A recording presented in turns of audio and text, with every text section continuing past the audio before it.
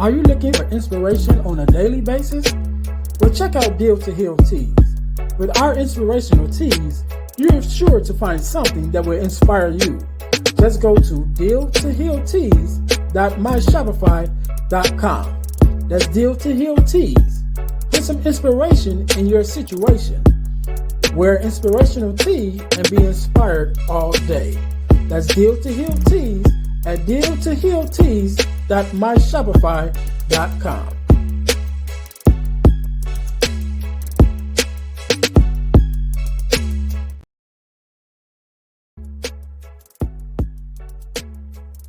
Hi guys, if you're enjoying this podcast, then I know you'll enjoy the Deal to Heal with E. James podcast. I'm your host, Earnest James. And on my podcast, my guest and I discuss topics and ways to help us to heal in every area of our lives. I believe that everyone can and should live a life that is whole, healed, and healthy. And therefore, I'm on a mission to help people to deal, heal, and fulfill, to deal with their problems, heal from the pain, and to fulfill their purpose.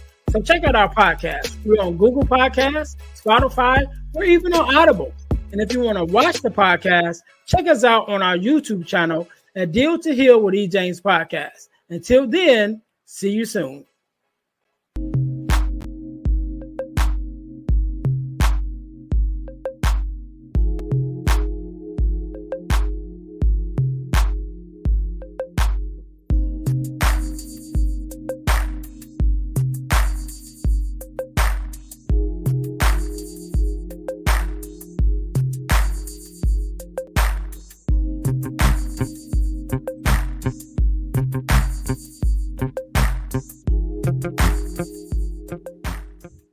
Hey, welcome to the Girl Dad Discussions podcast. I am your host, Earnest James, and our belief is that we believe that the relationship between a father and a daughter is one of the most important relationships in a woman's life. Therefore, our mission is to promote the daddy-daughter relationship by spreading the voices of girl dads to the world and to give our love and support to our dads and our daughters. Thank you guys once again for listening. If you haven't already, listen, like, subscribe, and share. Follow us on all of our social media pages at the Girl Dad Discussions podcast. Also, I'm going to tell you guys how you can win $100 from the podcast, but you got to stay until the end of the podcast in order to get that information. Make sure you guys are subscribed to our podcast on YouTube. We actually share a podcast channel, a YouTube channel, should I say, with our partner podcast, the Deal to Heal with E. James podcast. So when you go to YouTube, look up the Deal to Heal with E. James podcast, and under that, in that podcast channel, you will see the playlist for the Girl Dad Discussions podcast as well. So today, just like any other day, we are blessed with the guest, Mr. Will. How you doing today, sir? Oh man, it is a pleasant pleasure, a privilege, like my uncle Les Brown would say, to be here with you, brother. Glad to be here, man. Yes, sir. Yes, sir. As soon as you said that, I thought of less. As soon as you start saying that. That's my uncle. That's my uncle, man. Yes, sir. Yes, sir. So, Will, do me a favor, just to get us started. Tell us a little bit about who you are and what it is that you do. Man, do we have enough time? Just kidding. What's going on, everybody? This is your favorite brother from another mother, as I like to say it, Will Baptiste. I currently reside in Canada, the Quebec province. Born in Haiti, grew up in Miami, Florida, where I went to high school and college. At some point, life was lifing me. So it was getting hot in the kitchen, so I had to get out before I got burned. So that was a pivotal moment in my life, and I had to leave my environment because I realized one thing, that I could not heal from the same place where I got wounded. So I had to leave my environment completely, everything that I know behind me, my family, everything, and move to a whole new different country. Not just a new different country, but I decided to come to a province that speak a whole nother language, which is French. It's been 18 years, and I never looked back since. And I've been I've been on the journey. I've been on this journey, and I will always forever be in that journey because this is a process. It's so I'm here. I've got 20 years experience in the fitness industry. I've won a couple of bodybuilding shows. Then after that, I got I owned a gym for a number of years, and I was a firefighter also a first responder. But to some chronic illness, I had to retire early, and then I got into the financial industry because one thing that I've learned is we use money every day, so I might as well learn about it. And voila, 4 years ago, I came to my crossroad where I was contemplating of taking my own life, and I knew there was something uh, higher than me, bigger than me, and I was searching for something, but I didn't know what it was I was searching for, and voila, and I found it, and that's how Will to Rise came to play. Pun intended, it's part of my name, which I realize now how powerful my name is and how meaningful it is.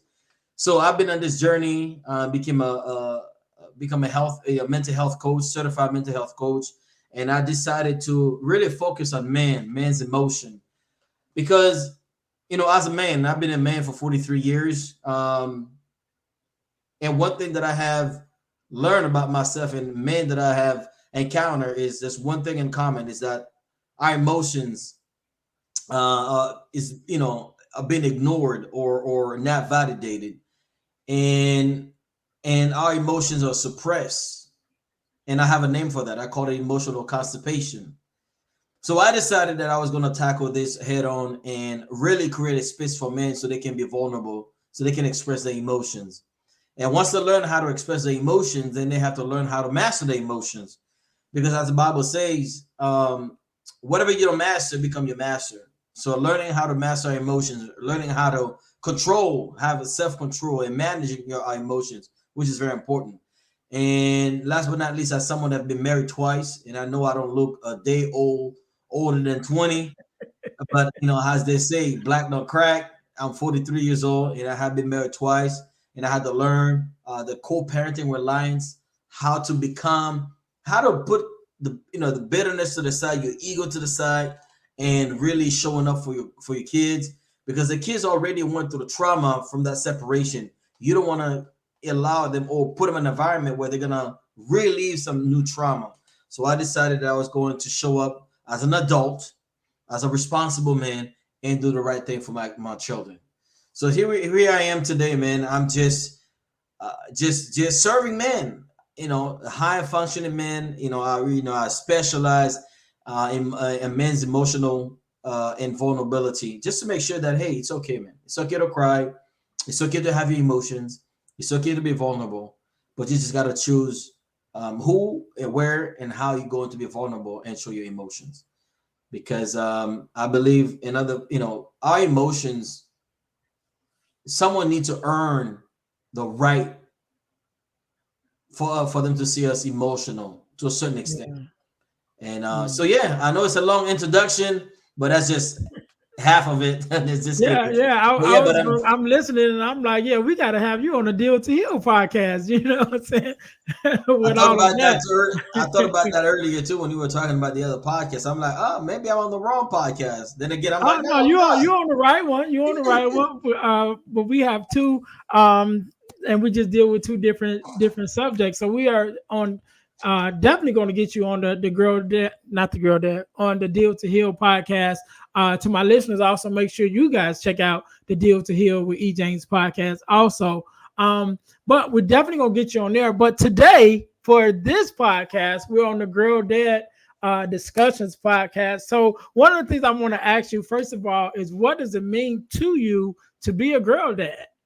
man. It's a beautiful thing because what I've learned is now I'm able to display my love and my affection towards another woman. They say that a man's first lover is his mom, right? Well, a girl's first lover is his dad, and I wanted to display that, and I think I've done a pretty good job so far, being that role model. Never see me when I was married to her mother. Never see me yell at her mother. Yeah, I got a little bit of temper from time to time, but I'll make sure that I do apologize in front of her because if I can yell and scream in front of her, and I think it's important that I apologize so she knows how a man's supposed to treat a woman. To be quite honest with you, and I told my daughter that I say when I found out I was gonna have a daughter as my first child, I was kind of like, man, come on, man, can I just got a man? You know what I'm saying? I don't know if you ever been if that happened to you, if your first born was a girl, but I'm like, come on, man, I gotta have a boy. You know what I'm saying? Throw some football and wrestle with it. But little did I know, man, how happy I am that she is my firstborn and the kind of relationship that we have, man, like no other.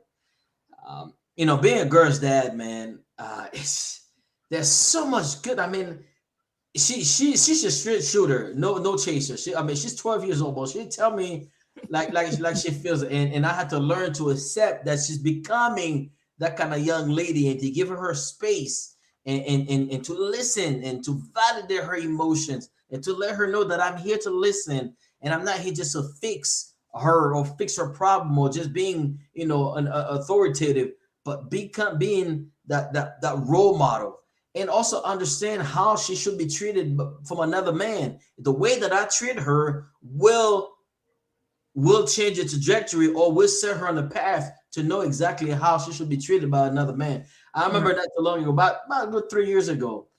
She lives about a good 2 hours from where I live.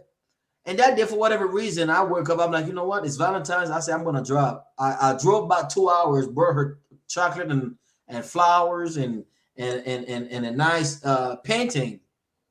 And she broke down crying. She said, "You drove 2 hours just yeah." I'm like, "Yeah," because I just want to show you how much I love you and how you should be treated as a young lady. So I wanted Mhm. to display it and I want to show her that. So that way, here's the reason why I'm doing this. Because whenever a young knucklehead come around, I mean, of course, hey, you can't blame me for that. That she'll know that she heard her dad say "I love you."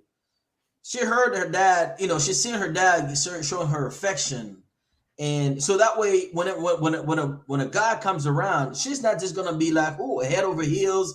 Oh man, I've never heard, nobody ever told me that they love me. Hey, nobody ever told me that they care about me, or nobody ever really take time to really listen to me. I want to set the standard for her to make sure that whenever a guy comes around, the thing that he's going to say, he's going to have to work above and beyond what I've done to make sure that okay, I can give him a chance because now he's a guy that understands how to treat a woman. He's a guy that understands how to treat a lady and how to talk to a lady. So I'm trying to set that ball high so that way she knows what to expect or what not to take from a Right. from a man. Right. Right. I'm definitely want. I want to talk about the co-parent a little bit. We're a little bit later, but you mentioned it about being an example to your daughter, even in not arguing and fussing and things like that. With her mom. I myself have also been married twice. And yes, my first child was my daughter, right?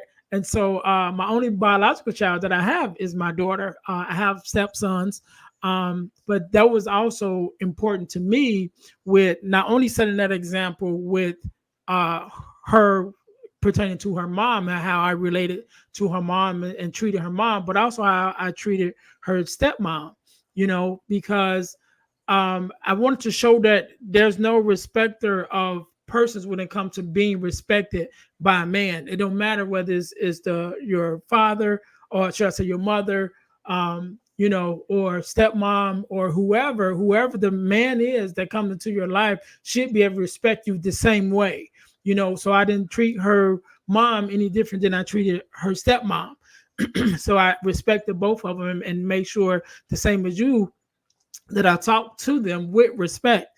So I definitely wanted to touch on that and about being that example as you said. And again, like I said, my first child was my daughter. I don't think I had a preference really. I guess probably in the back of my mind, I wanted to be like, have a boy first or whatever. But when my daughter showed up, and I always say, and I believe this is true probably for most boys, girl dads is that our daughters are like the best version of ourselves, right? So at least with me, I can speak for myself. Like my daughter, her personality and everything, she's like me 2.0, right? She's Mm, like the best version of me without, most of my most of my downfalls, right? And so I think that's a blessing. I think if we had sons, our sons probably would be just like us, good and bad. But I hmm. think our daughters, number one, we see them different and we pour into them differently. And so they become the best version of us without some of the things, the toxic things that we may have passed on if it was a boy, you know what I mean? Right, So exactly. that's just my opinion. So let's go back a little bit. How did you even find out that you were going to be a father? Oh, it's funny. Oh my God. I can't believe I'm about to say this on a podcast. Um, I know I was gonna be a father because I was the one that's having you know how the when the ladies are pregnant and they start having some type of cravings and stuff like that. But that Yeah. was me, bro. Yep. I get 30 pounds. And I knew she was pregnant. From the moment she came home, I'm like, "You're pregnant." She said, "How do you know?" I said, "Man, I've been getting morning sickness, and I've been getting all." I mean, she was a complete opposite, and I knew that I was going to be so connected to this child. So when I find out I was gonna, I mean, this, we had got married. We didn't live together prior to getting married. And we got married, and then we have our first child. Actually, I helped raise her daughter because when I met her, she had a daughter that was 4 years old. So I was already playing that role because her father was absent. So I was already playing that role. So I think that kind of helped me also to navigate through the life of being a father to a girl because I was already that at that age. And till this day, I mean, it's been almost 8 years now since we got divorced. Till this day, I still got a great relationship with her. At some point, she considered me her father, and so yeah. When I found out I was gonna be a father, I was 30 years old when I got married. I became a father at 31 ish, and it was the happiest of my life, man. And I knew back then that my life will never be the same again. And I always say this. It may not be true for everybody, for at least for majority of people. If a child does not change a man, I'm a man, and I can't speak for a woman. But if a child does not change a man, I don't know if there's anything else that's going to change a man besides Jesus. Besides God, God can do anything. But even then, God cannot change a person unless a person is willing to change. Mhm. So for me, it was a really it was a life changing moment for me. And my daughter and I, man, I mean, we butt head. I ain't gonna lie. She looked so much like me that at some point she opened up my phone with her face. I ain't gonna lie. When you say something about the best version of you, yeah, she is the best version of me, and then some. So yeah, man, I'm in love with my daughter. I love her to death, and she knows it. And I think our love is so strong for each other, and sometimes we clash. But hey, it is Yeah. what it is, Yeah. man. Yeah, and I definitely can attest to what you're saying about gaining the weight. When my daughter's born, after we were me and her mom was married, and we had her, she was our first and only child from our marriage. And when she was born, her mother didn't gain any weight. She was all stomach. After she was born, her stomach went back down. Me, my daughter's 20 now, right? I'm still trying to get the baby weight off, right? I gained all of the weight. So her mom didn't gain any weight. I gained at least like 20 pounds. You know what I'm saying? Mine During was that about time. 30, and And I had something weird. I started putting ketchup on everything. Even I was putting ketchup on muffins and donuts. I even put ketchup on my ketchup. I listen. Something happened until this day, man. I just can't get rid of ketchup. But anyway, that's my only bad quality. But other than that, I'm perfect. yeah. Another thing I wanted to say, I want to congratulate you, right? And I don't know if congratulate is necessarily the word I want to say, or thank you, should I say? because as I mentioned before, my daughter is my only biological child, but I have four stepsons, right? And I always praise the fathers that come on who are stepfathers, because that's a role that we didn't necessarily have to provide. You know what I'm Mm-hmm. saying? And sometimes it's a thankless job. You know what I'm Mm-hmm. saying? And sometimes there's a lot that comes with it when dealing with the parent, and then also dealing with the other parent. You know what Right. I'm saying? If they're in the picture, but it's a job that's definitely done out of love. You know what I'm saying? Absolutely. Because as we know, sometimes it's hard to get fathers to show up for their own child, let alone show up for someone else's. Mm-hmm. So I always give thanks and congratulate other stepdads, like myself, because yeah, when you do it right and you have that relationship. My daughter's the youngest of my five, right? And so like I said, she's 20 now, and she's the youngest of my five. And so when you do it right, that relationship lasts. And like yourself, or should I don't know if you're still married, but I've been married twice. I've been divorced twice. But even out of my divorce, my relationship with my sons is still strong. You know what I'm saying? And the relationship of my daughter's stepmom and her is one of the, and I've said this all the time on the podcast, is one of the most precious relationships that I think my daughter could have ever had, outside of her mom. And sometimes, probably instead of her mom's, because they go through, but her relationship with her stepmom has always been solid. You know what I mean? Mm-hmm. And it's days her stepmom will send me a text message and be like, "Hey, daughter called me today," and I'm like, "She ain't called me," you know what I'm Wow. saying? So that'd be our little joke, whenever my daughter would call her, or they have, do their own thing, she'll send me a text or something like that. So I'm very appreciative, for that relationship. So like I said, I like to thank the other fathers, and definitely show respect to the other stepdads like myself, who not only took the job but took it and did it right. You know what I Right. mean? And so I Absolutely. just want to say thank you for that. Appreciate Um, it. so, is your daughter the only child that you have? Well, your daughters, are those the only children that you have? No, no, I have two sons. I have two sons. One is 10 and the other one is 6 from I have my daughter, my son from my previous marriage, and then I've got my son with my second marriage. He's going to be seven soon. All right, all right. So So let's go back a little bit, and with both of your daughters, I would say, tell me how that experience was. First of all, your daughter, that she was already four, right? But then your daughter, who you had the chance to see as an infant, and then just going through that experience, like to watch her grow from you know a baby up. How was that experience, even as a being the father of a brand new baby? it was it was something, man. And I have to give my credit, a lot of credit to my to my former wife because of the nature of my job. I would see my daughter every other weekend because she had more closer to her parents, to her aging parents, and I see how the job it was a pretty good job, and I couldn't just get up and leave, so I had to make some sacrifice. But what really took a toll on me, or made me realize, is one day I came home on the weekend and my daughter would want nothing to do with me.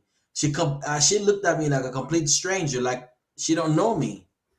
And that's when I realized that if I don't get close to my daughter, um, this relationship may be fractured. It may never be the same again. And at that moment, the job was no longer my priority. Mhm. The money that I was making was no longer important. Now it was just the relationship with me and my daughter.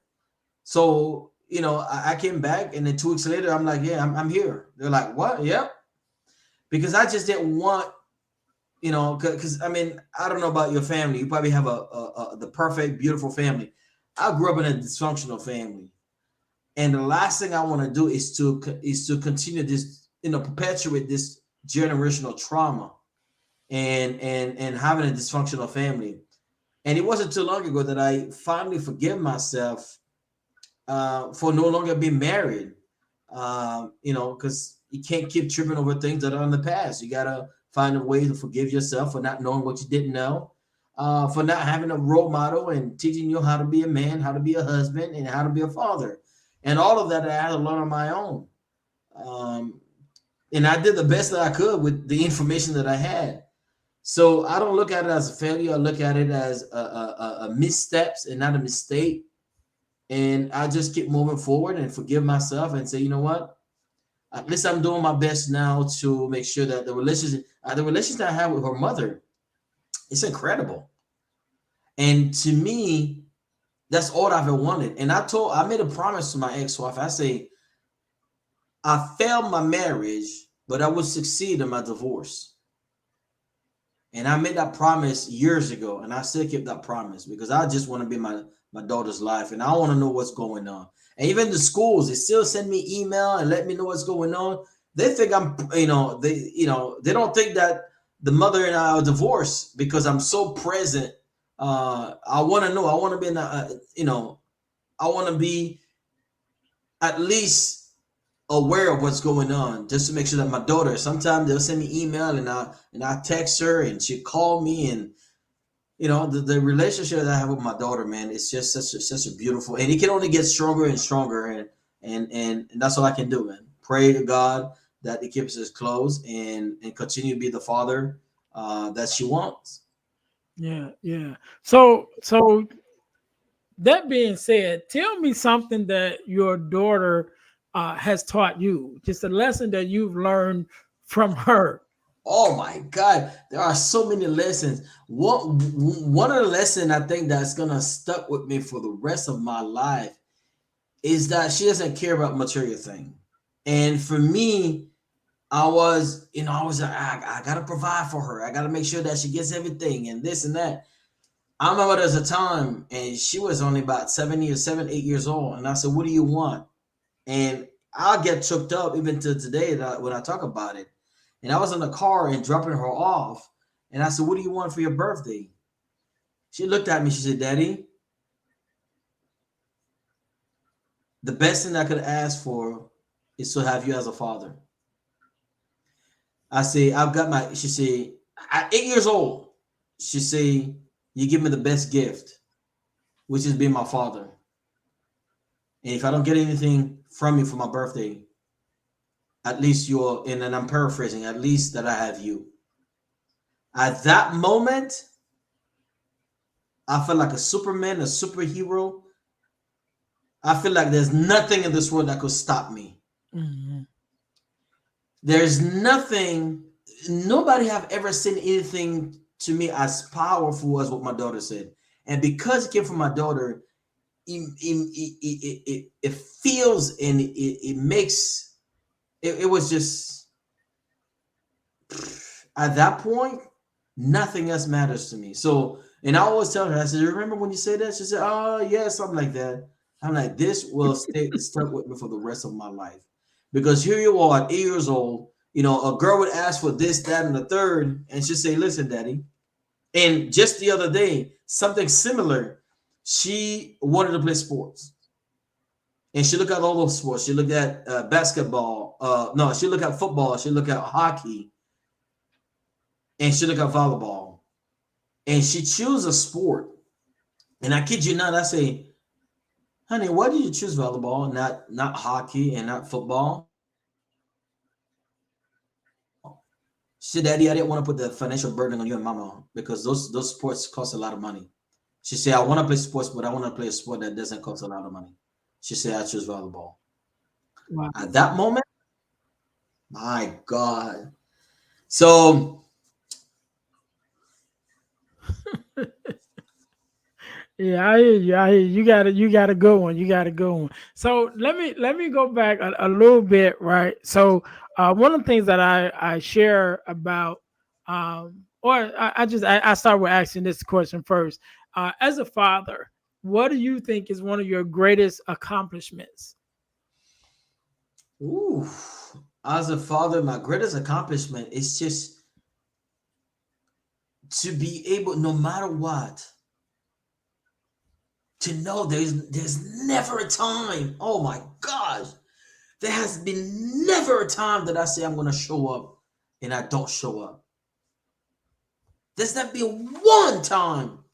And when I say I'm going to show up, even my ex-wife sometimes, when I told her that we're gonna meet at 7 o'clock to pick up my kids, she show up at 6:45. I said, "Why you do that?" She said, "Because I know you're gonna be there." She show up at 6:45 because she knows I'll be there about 6:30. Why? In case there's an accident, in case something happened, because I don't want my kids to wait on me. So my greatest accomplishment is when I say that I'm gonna be there for my children. Come hell or high water, they can count on me. To the point where even my ex-wife can count on me. There's never been a time when I say I'm having some trouble. Let's change the date, whatever. It's never no, no. She's like, okay, let's go. Just like not too long ago, I said this year, what are we doing? Because every year we've been switching. You know, I'll take them one year for Christmas. She'll take them for New Year's, and we'll switch. And right then and there, I'm starting to make arrangement. I'm like, hey, what's going on? How are you? Blah blah blah. What do we do this year? And her answer, choose. I don't mind. You do it. You take them whatever works for you. So it's just to show you the dynamic, the relationship that we forge, because we understand that it's not about us anymore. It's about those children. So my greatest accomplishment is for my children to know when daddy say he's going to show up, he's going to show up. He's going to be there. Yeah, that's what's up. That's what's up. So I asked that question, then I always follow up with the other question, right? And so I talk about when my daughter was probably 7 or 8. She had a daddy daughter dance, and I had to work, and so I said, "Well, I'm gonna miss this one, and I'll catch the next one." And there never was a next one. And so, like I said, my daughter's 20 now, and there never was a next one. And so I don't think it bothers her, but it still bothers me, Mm-hmm. even to this day. One of the things that I want to do with this podcast is to actually start doing, and I'm going to do it, start doing a yearly daddy daughter dance for daddies and daughters of all ages, right? Just to make up for that, within myself, for missing that opportunity with my daughter. So that being said, as a father, sometimes we don't always get it right, right? Mm. So just as a father, what is something that you probably feel like, I won't say, I just say a regret, because that's definitely a regret that I have, that I didn't take out that day, just take off work that day to be there. So what is a regret as a father that you may have? Well, listen, I wouldn't say the regret is to decide to end the marriage, because I did end the marriage. Um, Honestly, I could have lived closer to them, and which is something that I'm working on because of the nature of the work that I do and different reasons and stuff. Um, I don't know if I would say it's regrets, but there are things that I could have done better to facilitate my children, such as not living too far from them, and the long drive. But again, I look at the long drive an opportunity for us to get closer, to Mhm. talk. I don't believe in regrets. There are things that I could have done differently. Um, and the time that when I'm with them now, I'm very aware of they may not be it tomorrow.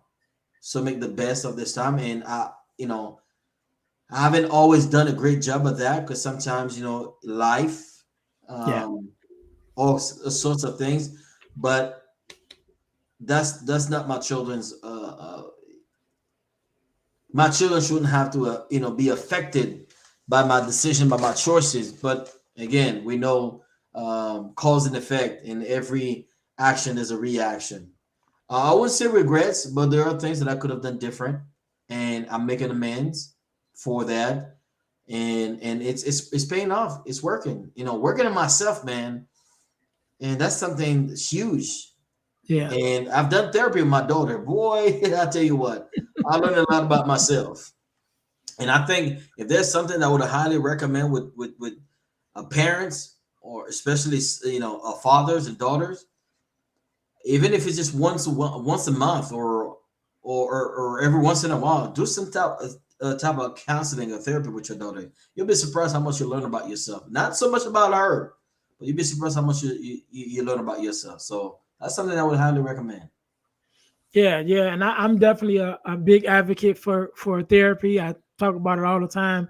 I'm do plan to start, just going myself, just because I think it's something that I need to do. I have talked to my daughter about it, not necessarily going together, but definitely, she mentioned some things to me, that I'm like, all right, yeah, we should check that out. So definitely, I agree with you 100%. And I'm loving this conversation. I'm definitely gonna have to get you on the other podcast, because this man talk, you know what I mean. We gotta have these. We gotta have that conversation, right? And so definitely gonna have you on the Deal to Heal with E. James podcast. But before we get out of here, we're gonna jump into the next segment of the podcast. It's called Getting to the Core segment. So to my audience, as you guys know, I wrote a book called The Core Four, which is the four core values that every daughter should get from her father. You can get your copy at ebooksbyejames.com, at ebooksbyejames.com. Again, that's the core four values that every daughter should get from her father. And so, for those of you who don't know, the core four values that I believe that every daughter should receive from her father is guidance, affirmation, love and affection, and protection. And so, Will, I sent you a copy to let you have a chance to read through them real quick. And so I just asked two questions. The first question would, out of those four core values, which one would you say is probably most important to you to make sure that you instill in your daughter? Love and affection is definitely a it's huge for me because it's no surprise. And now that I'm thinking about it, and subconsciously I chose that, but I didn't have a real reason. But now I understand, because those are the things that I lacked in my childhood. Love and affection. My dad passed away when I was 3. My mother abandoned me when I was 6. So I was left, to my own, to raise myself. So definitely, for me, I mean, they're all important. But if I get to Mhm. choose one, that would be love and affection, because I believe um, love is all we need, right? There's a song Yeah. back in the 60s and 70s. Mhm. All we need is love, but we need a little bit more than that. But definitely, love is probably right there with the with the oxygen, right? Right. And affection, because the love and affection, especially for my daughter, is very important, because that's going to set the standard of what she should expect from a man. If the man is not able to bring at least what daddy has brought to her, then there's no need. If you're not bringing more than I can bring to my daughter, then my daughter don't need you, Mhm. because eventually you're going to take the responsibility. And as long as I'm here, I'm going to provide for my daughter. If you want to take that responsibility, make sure you can go above and beyond. Now, I'm not talking about material stuff, but are you gonna be there? Are you gonna be emotionally stable? Are you gonna be emotionally available? Are you gonna be a protector and a provider? Now, when I mean provider, I don't mean financial. I'm talking about provider. Are you providing a space for her to be herself? Can you protect her heart? Can you protect her emotions, and can you respect all that? So for me, I'm setting the ball high, because if we don't set, if we don't have a target, we're gonna hit it every time, right? It's Mhm. because I'm just doing the best that I can. I'm not gonna be that kind of dad that's going to dictate. Of course, she's a woman of her. She's gonna be a woman of her own. I'm letting her to be who she is now, so she knows that at the end of the day, um, she's a free thinker. She's a thought leader, and she can think on her own without me checking up on her. And even now, so when she talked to me, I said, "Do you want my opinion or do you want me to listen?" Because sometimes they just want to talk. They don't want you to Mhm. fix nothing. And for my daughter to tell me, say, "Hey, daddy, hey, yeah, this boy, I got a crush on him." In the back of my head, any father be like, "Urgh." But I'm happy she feels at ease and feel some type of way that she can actually talk to her daddy. And just the other day, she said, "Oh yeah, he started talking and he's talking nonsense. No, no more crush on him, daddy." But anyway, so this is the kind of dynamic, the kind of relationship that I have with my daughter, and it's just now, she's in high school now. It's been beautiful. Yeah, yeah. So the last question before we get out of here. So we talked about the core four, which is the four core values. So if there could be a fifth value that you could add, what would that value be? Oh my gosh. Um,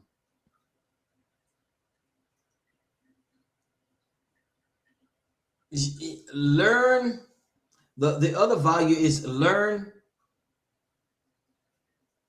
the difference between assets and liability, Mm, because I believe that when you learn that, and asset and liability is not just in a financial aspect, because someone can be in your life can be a liability and not an asset.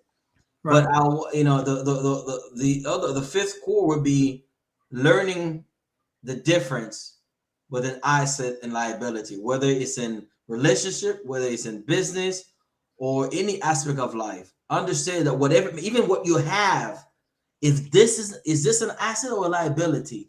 Is this person's an asset or liability? Is this job as an asset and liability? I think if we can teach them that, and also of course everything else that's encompassed generational wealth, um, and I think that'll be something that I will teach my daughter, so that way she don't become. I don't want her to be independent, nor do I want her to be codependent.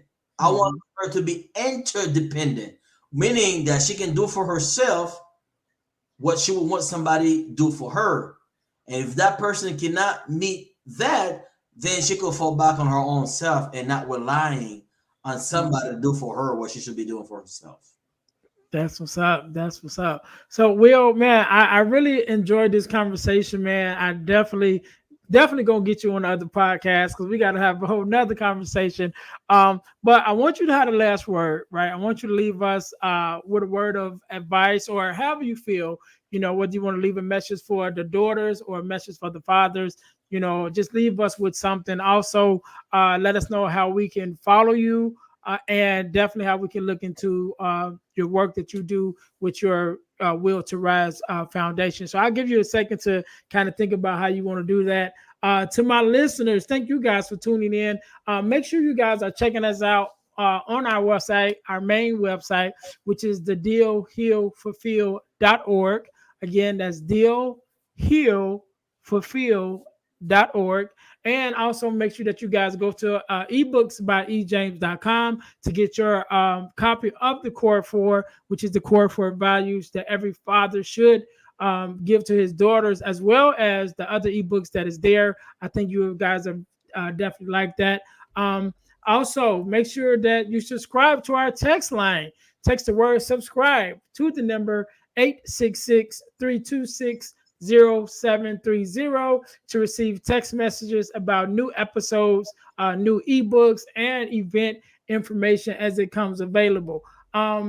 Actually, Will, I definitely I heard something that you said earlier, which brings me to this. I've been blessed to be a part of a organization called the Forgiveness Mission, where we hold free virtual workshops every quarter of the year. So whenever you're listening to this, either a workshop just passed or there's one coming up where we talk about forgiveness, what it is, what it's not.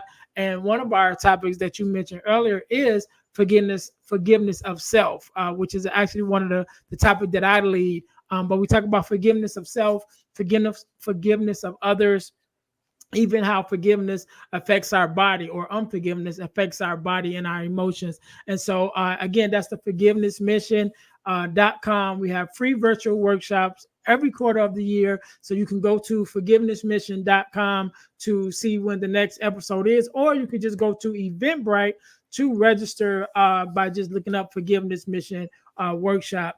Last but not least, I told you guys that I will tell you how you can win $100 from the podcast. So you can win $100 from the podcast by entering our super subscriber contest. What does that mean? First, you must subscribe to our YouTube channel, to our Facebook page, and to our podcast on Spotify. And after you've done those three things, text the word WIN, WIN, to the number 866 326-0730 to qualify to win $100. The contest is ongoing and it's random. Plus, once you're in, you can always win. You don't never have to re-up or anything like that. So you can win $100 from the podcast by entering our super subscriber contest. So once again, Will, I want to say thank you, man, for being on. Thank you for being an awesome stepdad and as well as an awesome girl dad and father. And I appreciate you taking out your time to be here with me today. So I'll let you have the last word. The floor is yours. Yeah, if there's something I would leave to the dads, I don't care if you don't.